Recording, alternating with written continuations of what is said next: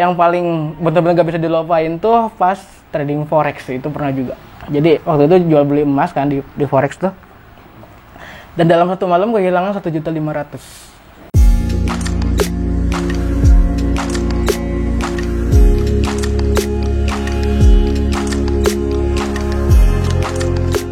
Assalamualaikum warahmatullahi wabarakatuh. Perkenalkan, nama saya Dennis Apriansyah. Saya brand owner dari Misi Society, pengusaha di Bogor. Usaha itu mulai dari tahun 2021 sebenarnya ya. Tapi itu masih awal banget gitu. Tapi kalau kita officially rilis sebagai brand itu di tahun 2022 bulan Maret tanggal 25 kalau nggak salah. Jadi belum lama sih sebenarnya. Nah itu awalnya itu dari tugas kuliah. Nah itu perawalan tugas kuliah untuk mulai ini. Sebenarnya mulainya agak lucu ya.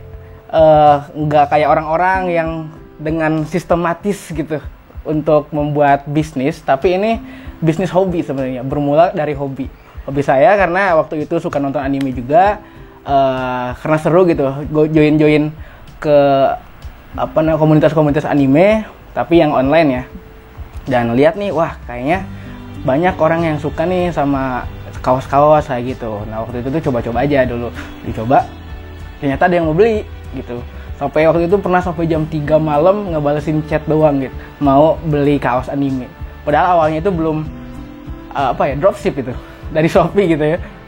Dropship dari Shopee dikirim ke mereka, dan itu banyak yang tertarik waktu itu.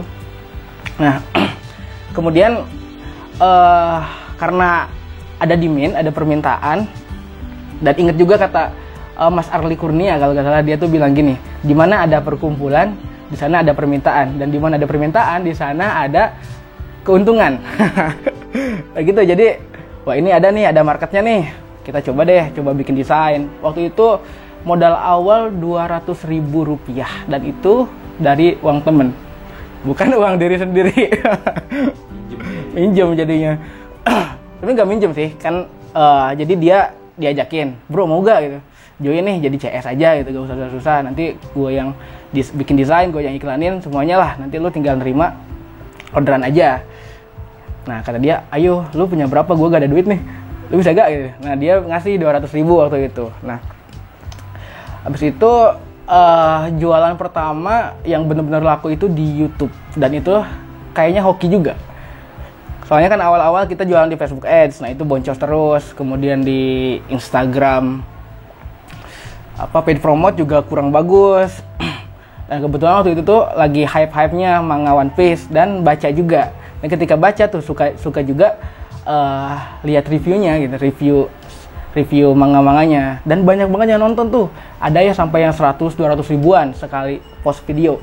Nah ini kayaknya bisa nih gitu, bisa diulik. Dan waktu itu kita coba aja gitu, nge-email semuanya, YouTube kayak gitu, dan ternyata ada yang respon ternyata mereka buka buat iklan, ada juga yang kerjasama. Nah itu yang pertama kali respon tuh yang kerjasama. Wah itu seneng banget sih bisa dapat kerjasama kayak gitu. Nah akhirnya kita buat desain, udah ada beberapa channel YouTube yang kita kerjasama, dan iklan juga. Modal 200.000 itu kita iklan, boom, 10 hari kemudian 170 orderan. Nah itu pertama kali. Jenis produknya kita baru kaos sebenarnya, yang lain belum. Kita juga sebenarnya udah coba di hoodie tapi belum berhasil, masih fail, kualitasnya jelek.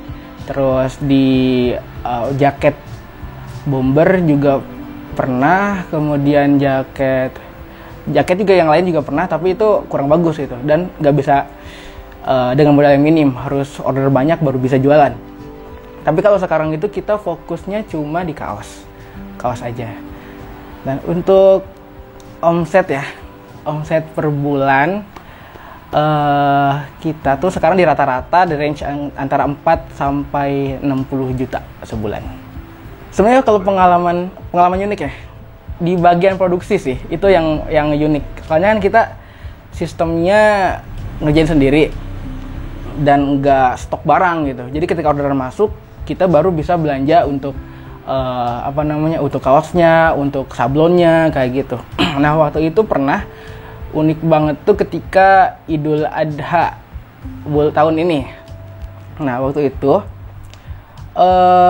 yang bagian produksi itu nggak bisa, dia tuh nggak bisa ngerjain selama 5 hari dan dia gak bilang gitu loh. Padahal orderan masuk 200 pieces waktu itu. Dan abis itu tuh kita yang di bagian pusat, Denny sama Isa berdua langsung take over semuanya orderan. Dari tempat sebelumnya kita pindah tempat ke yang lokasi sekarang ini. Kemudian kita 2 hari itu bergadang semalaman kerjain 200 orderan cuma berdua. Itu tuh Denny posisinya masih di rumah ya, di rumah di Banten. Ketika hari itu langsung berangkat dari Banten ke sini, perjalanan 6 jam, habis itu langsung pindahan rumah, pindahan tempat produksi, habis itu langsung produksian sampai jam 2 malam, tidur, subuh, sholat subuh, habis itu produksi lagi sampai sore. 2 hari itu, wah luar biasa. Karena emang semangat aja kali ya, jadi nggak capek. Habis itu ya tepar. Penjualan tertinggi pas di bulan April, di bulan Ramadan. Itu penjualan tertinggi kita. Rekornya itu di 80 juta ya omset sebulan. Dan itu pun nggak full sebulan. Soalnya kan di bulan Ramadan, itu tuh dari tanggal 1 sampai tanggal 24 kalau nggak salah ya. Soalnya abis itu kan libur, mau pulang juga, pulang kampung gitu. Lebaran ya? Lebaran, dia mau pulang kampung. Nah abis itu tuh seharinya kita ada yang sampai 8 juta lah penjualan sehari. Iya real time-nya ya, 8 juta. Itu tuh yang kayaknya lebih sih, itu yang di screenshot kalau nggak salah, itu screenshot 8 juta. Tapi kalau orderannya tuh 100-an kalau nggak salah tuh. Berarti lebih sih, harusnya lebih dari 100 pieces ya sehari. Itu harusnya lebih dari 8 juta. Gak dihitung waktu itu. Yang dipelajari banyak ya sebenarnya. Kan kita emang bukan cuma dagang ya. Jadi kita berusaha untuk membuat ini tuh seperti bisnis gitu. The real business. Jadi dari mulai kita produksian, kemudian dia pengurusan keuangan, marketing juga, konten, dan relationship dengan customer ataupun partner kita pun itu kan sepaket dalam bisnis ya gitu. Nah itu tuh di setiap aspek itu tuh banyak banget pelajaran yang bisa diambil sebenarnya. Kalau Denny sendiri kan emang bagiannya lebih fokus di bagian marketing ya.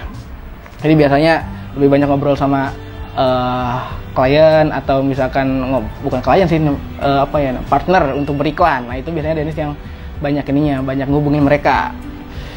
Dan gak semuanya berhasil juga, gak semuanya berhasil bisa deal gitu ya. Jadi pelajaran juga buat kita kalau di dalam bisnis tuh unik gitu, gak bisa 100% berhasil. Pareto lah, dari 10 8 gagal, 2 berhasil. Diferensiasi kalau dari segi produk kita tuh lebih unggul di desain sebenarnya. Kalau misalkan kita lihat dari yang lain, kita bisa unggul di desain. Soalnya kalau yang lain tuh kan dari kompetitor tuh kebanyakan pakai pastisol kayak gitu untuk produksinya, dan itu tuh lumayan mahal untuk produksian. Kalau misalkan pakai pastisol dan banyak warna, jadi mereka warnanya tuh sedikit. Dan kita pakai DTF, jadi pakai printing digital, dan itu bisa unlimited color gitulah. Mau pakai gradasi kah, pakai warna yang aneh-aneh bisa. Itu dari segi produk. Kemudian kaosnya pun kita sebenarnya udah pernah beberapa kali ganti supplier. Dari yang lokal udah pernah, dan itu banyak banget yang komplain sebenarnya. Dan kita memutuskan untuk pakai yang kira-kira paling bagus lah, dan akhirnya impor dari India, dan kita beli ke distributornya gitu, nggak langsung impornya, tapi distributor di daerah Bogor. Dari segi produksi kita lumayan unik lah. Kalau misalkan yang lain kan setahu Dennis ya, kebanyakan tuh mereka stok produk, jadi bikin dulu banyak kemudian dijual. Kalau kita tuh enggak kayak gitu. Jadi kita meminimalisir resiko lah. Jadi dari sistem produksinya sendiri kita cetak ketika ada orderan masuk aja gitu. Jadi kita juga stok sebenarnya, tapi nggak sebanyak orang yang stok dengan desain langsung gitu. Jadi kita tuh dipisah antara desain dan juga kaosnya, dan disatuin ketika ada orderan aja gitu. Jadi resikonya dikit lah, dan nggak dead stocknya tuh juga dikit gitu. Itu sih 3 diferensiasi yang mungkin kita punya. Tapi kalau misalkan yang bener-bener menonjol banget kayaknya belum deh. Kegagalan pernah pastilah. Sering kan. Tapi kalau yang yang di Misfit sendiri ya, ini yang Misfit kegagalan itu paling nggak terlalu signifikan sih sebenarnya, nggak ada yang benar-benar kegagalan bikin kita terpuruk banget, itu enggak. Tapi paling kita dulu kan PO dulu, sebelum kita produksian masalah kayak sekarang tuh sistemnya PO. Jadi ketika kita bikin itu tuh kualitasnya kurang bagus yang pertama, sama ininya tuh lama banget produksinya. Jadi kita PO 10 hari jualan, udah kekumpul semua, kita produksi sampai 1 bulan lebih tuh untuk nunggunya. Wah itu stres banget, apalagi di bagian CS ya. Ini kebetulan bukan CS, jadi tidak terlalu. Yang CS-CS-nya ini yang bikin stres, soalnya diteror terus. Ada yang sampai dibilang mau dilaporin polisi lah, diteleponin terus tengah malam buat ini mastiin aja. Mereka kan panik juga nih, PO kok nggak datang-datang gitu produknya, kayak gitu. Itu yang paling ini sih, paling, padahal orderannya banyak waktu itu, sampai 250 jaket kalau nggak salah. Tapi ya gitu, kalau karena vendornya atau suppliernya kurang bagus atau nggak cepet lah ya, nggak gercep, akhirnya kimbahnya ke kita yang stres di bagian CS. Bagian customer service-nya tuh stres. Kalau dari segi kegagalan pribadi, dan itu sebenarnya mulai bisnis, mulai mau coba jualan tuh dari tahun 2020. Itu nyoba jualan, dan yang paling parah kayaknya di boncos doang sih, boncos iklan. Karena waktu itu duit punya dikit, diiklanin boncos semua, jadi gak ada duit. Tapi sebelum itu tuh ada yang lebih parah sih. Pas di pencarian jati diri, asik. Sebelum nemuin bisnis nih. Jadi dulu tuh udah pernah jualan, pernah, terus nyoba trading pernah, binomo pernah, dan itu boncos lah, jelas gitu, diambilin semua sama itulah affiliate predator. Nah itu, terus yang paling benar-benar gak bisa dilupain tuh pas trading forex, itu pernah juga. Jadi waktu itu jual beli emas kan di forex tuh, dan dalam satu malam kehilangan 1.500.000. Itu waktu itu gede banget, itu duit beasiswa loh, ditabung 2 bulan habis buat itu. Aduh kacau emang. Ya pencarian jati diri, tapi sampai sekarang nggak bisa dilupain tuh momen-momen itu. Itu tuh ingat banget ya, pas lagi rapat, ada rapat malam-malam, orang lain di depan ngobrol, lagi ngomong, buka ini chart trading, pokoknya bagus, profit sampai berapa ya profitnya tuh, ya 10-20 dolaran lah. Tiba-tiba harganya tuh jatuh, boom, habis semalam coba. Terus itu sampai gini aja, melongo aja. Ini bener gak sih? Sampai mau muntah-muntah loh. Aduh, kalau ngebayangin itu tuh, gitu loh. Pusing banget. Terus itu ditidurin lah, ya udah. Bismillah, semoga aja besoknya naik lagi gitu. Ternyata enggak. Ya udah, satu yang deposit 2 juta, hilang 1.500.000. Dan itu duit beasiswa. Duit tabungan beasiswa. Kan di belakang juga sebenarnya ada nih. Ini tuh bukan kita stok, tapi dead stock semua nih. Dari retur nggak kejual. Ini. Jadi kalau misalkan yang sekarang ya, kalau sekarang tuh ya kita simpen dulu aja gitu. Nanti kalau ada orderan masuk baru kita kirim. Untungnya kan produk kita nggak basi ya, nggak kayak makanan, jadi masih bisa disimpan. Dan sebelumnya juga ada sih pernah dead stock kayak gitu, dibagiin. Kalau yang nggak, kira-kira nggak ini ya, nggak layak jual lah, ya udah kita donasiin aja, hitung amal. Kadang kaosnya juga nggak layak ya. Pernah, iya dulu, apalagi yang dulu tuh pas supplier yang pertama, bukannya sekarang ya, sekarang tuh jarang banget kaosnya jelek.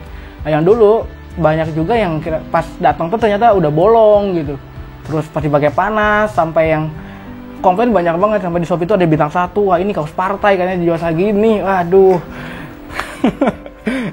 Ya sekarang alhamdulillahnya sekarang lumayan bagus itu, dan jarang banget yang komplain tentang bahan.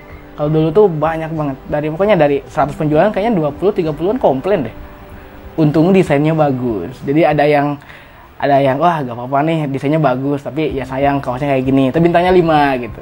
Ada juga yang menang desain doang, katanya kaosnya jelek, bintang 1 tapi itu kan ngancurin toko ya. Apalagi kan sekarang kita buka di marketplace ya, marketplace di Lazada, Shopee, Tokopedia, sama jual di WhatsApp juga.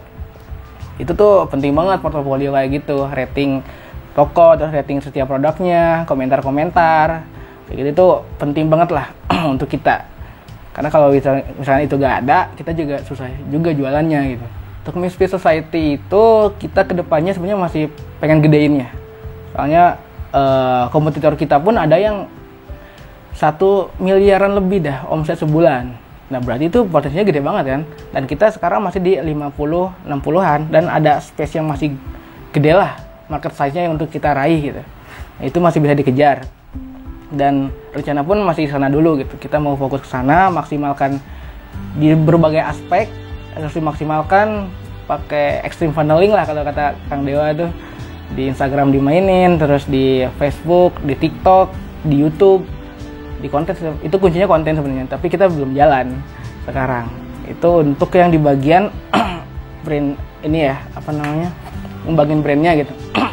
Tapi kita juga ada rencana, ini baru rencana sih, mau ngebuka apa ya, Misfit Factory namanya. Ini masih di dalam benak aja sebenarnya. Jadi produksian di sini, misalkan ada yang mau bikin kaos kah atau mau ya jasa bikin kaos gitu, kita bisa. Soalnya kita punya fasilitasnya, punya kaosnya punya gitu. DTF kita bisa lah punya link ke sana. Terus mesin juga punya. Jadi di sela-sela misalkan Misfit lagi kosong nih, orderan lagi gak banyak, kita harapannya bisa diselingi sama itu. Itu buat nurunin ya kan biaya operasional segitu-gitu aja ya. OPEX-nya gitu.